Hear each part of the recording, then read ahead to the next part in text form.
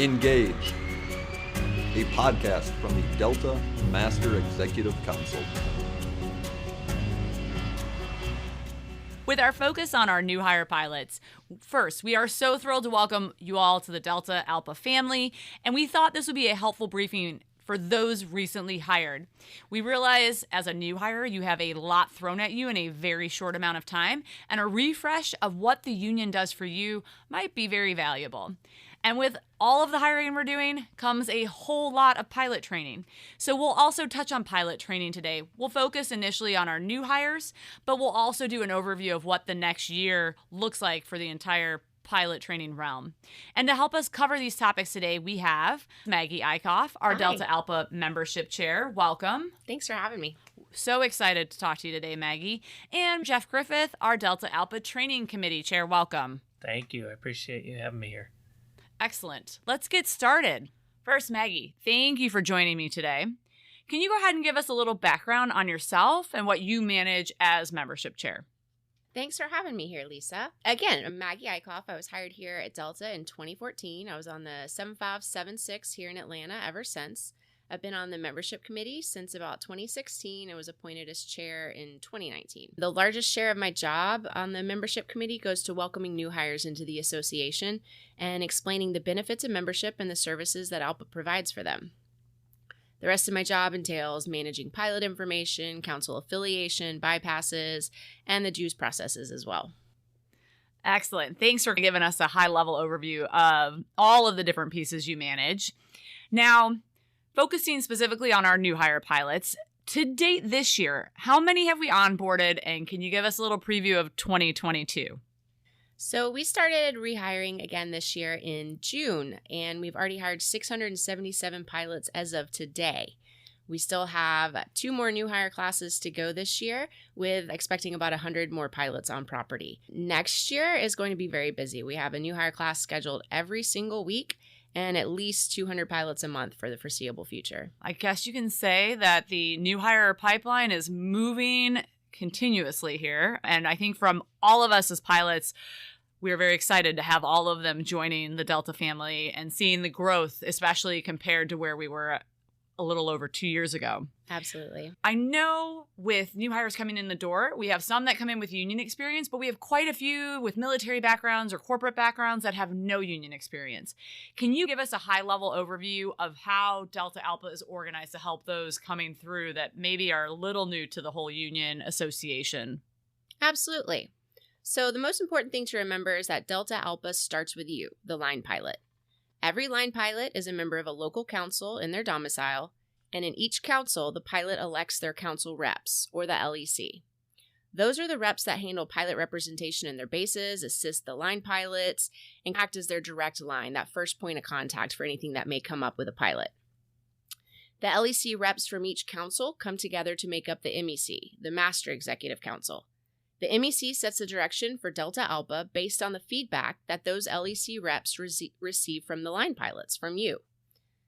The MEC elects their administration, which is the Master Chair, Vice Chair, Secretary, and Treasurer, and that administration takes the direction that was given to the MEC by the line pilot and sets a plan in motion through the committee structure. I know it's a lot of acronyms, but the most important thing to remember is that your reps are working for you. I would say that is such a good point to end on with that question. I think sometimes in the start of a new career, people forget, they're so focused on just trying to get through training and learning the new process. But today, reminding the pilot that your union works for you and that it is so important that you give your feedback to those that represent you, because that's the only way that change will happen. So you touched a little bit on it, but can you tell us what Delta ALPA does for our new hire pilots? I'm glad you asked that. So ALPA does everything for a new hire pilot that we do for a pilot that's been at Delta 20 years. It's a common misconception with people that are new to unions that since you're not paying dues as a new hire, that you don't have the full services of the association available to them. That's not true at all. We're here to support the new hire pilot from day one. Now, coming back to the other side of it, what does Delta ALPA expect of a new hire pilot? Right off the bat, the most important thing a new hire can do is to get through training successfully. Reach out to the training committee if you have any issues that come up. And of course, we want all ALPA pilots to wear their ALPA lanyards and pens. That should be pretty easy. After that, stay informed. Read the emails, get to know your contract, dive into the scheduling reference handbook and other resources, learn about scope, and learn why it's so important to our contract. Then get involved. Reach out to your reps with feedback, participate in your surveys, attend your LEC meetings. Most importantly, vote. Your participation is the most crucial part of successful representation. Well, and with our contract negotiations starting back up here in January, I think your answer was spot on, because there will be some opportunities here in terms of voting and making your opinion known, but having information so you can make, an educated decision about what you as a new pilot here at Delta want. So I really appreciate you really pinpointing that for our new hire pilots. Now, if we could, I know pilots can be a little focused and we like things simply put, I guess sometimes, easy to remember. What would you say are the most important things, maybe a top 3, that you would want new hire pilots to know about Delta ALPA? Sure. We've said it already, but it's important to reiterate. ALPA works for you. If you want to see a change in the contract, you have to let your reps know. Do the surveys. Present a resolution at a meeting. That's how it works. Next, ALPA is a one-stop shop. We have subject matter experts that cover every aspect of a Delta pilot career. Retirement insurance, scheduling, safety and aeromedical, legal. I could go on, but ALPA covers it. Lastly, assistance is available.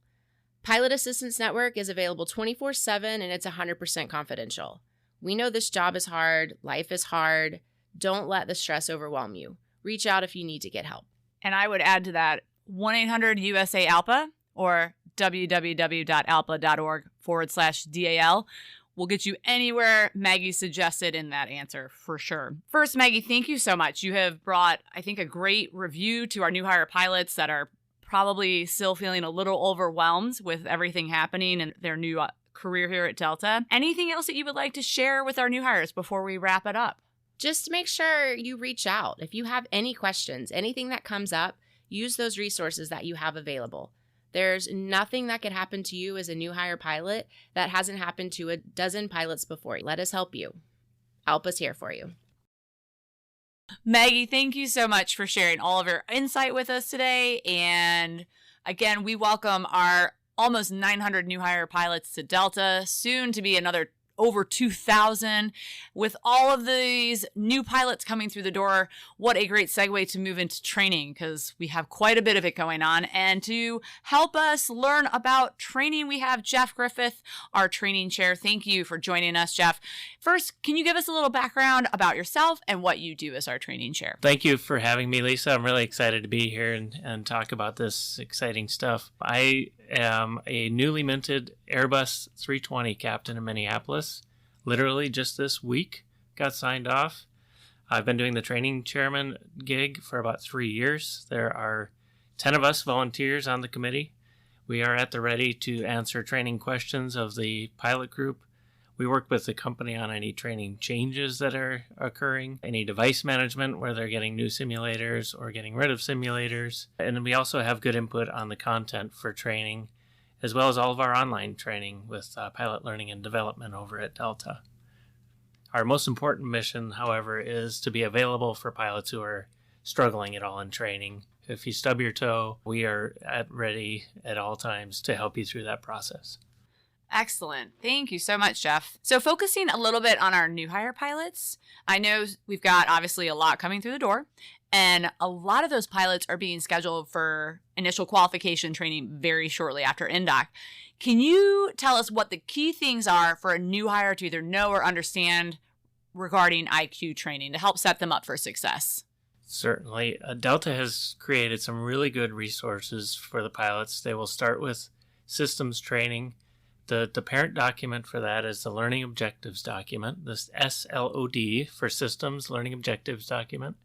That is a great resource, and it is covering everything that they can ask you about on the systems of the airplane for your electronic systems validation. It's important to go through that document and the practice ESV prior to coming to your IQ training. It's also important to start looking beyond that IQ or the ESV to start working on your procedures and flows. Delta has resources for that. They've got e-brief videos, flows in our manuals, and all kinds of other resources right on DeltaNet under your fleet page. And resources is where most of that stuff is held.